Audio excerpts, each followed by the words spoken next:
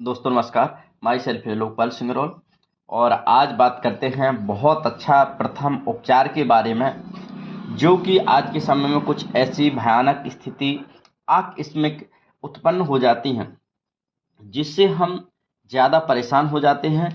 तो यहाँ पर घबराने की बात नहीं है, धैर्यपूर्वक डिसीजन लेने की बात है, जो कि आप देख पा रहे हैं। ये हमने कुछ पॉइंटों को जिक्र किया था, तो उसमें से जैसे कि ईयरबे को हमने क्लियर किया था। जैसा कि आप सामने देख पा रहे हैं, घबराइए नहीं, सोचिए और करिए। सबसे पहले हमने ईयरबे श्वास नलिका के बारे में जिक्र किया था। सर्वप्रथम हमें यह देखना है कि दुर्घटनाग्रस्त आदमी की सांस चल रही है या नहीं। यदि नहीं तो इसके दो कारण हो सकते हैं।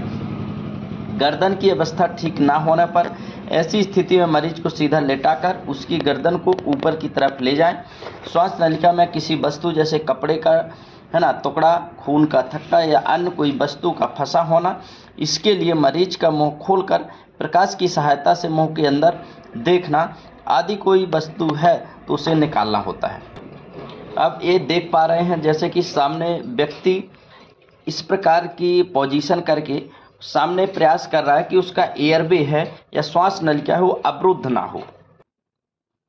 इसके बाद तीसरा पॉइंट है, सांस चल रही है तो उसी छाती को दबाव देकर ऊपर नीचे हिलाना चाहिए जिससे सांस चल सके। अगर सांस नहीं भी चल रही हो तो उसको मेंटेनेंस करके ये चीज़ें जो आप देख पा रहे हैं करना चाहिए। उसके नाक और कान और मुंह से यदि खून निकल रहा है तो इसका मतलब उसके सिर में चोट है, जिसे हेड इंजरी कहते हैं। इससे मरीज लगातार उल्टी भी कर सकता है। उस अवस्था में उसकी गर्दन को दाहिने तरफ मोड़कर रखें ताकि उसकी श्वास नलिका में उल्टी ना जा पाए।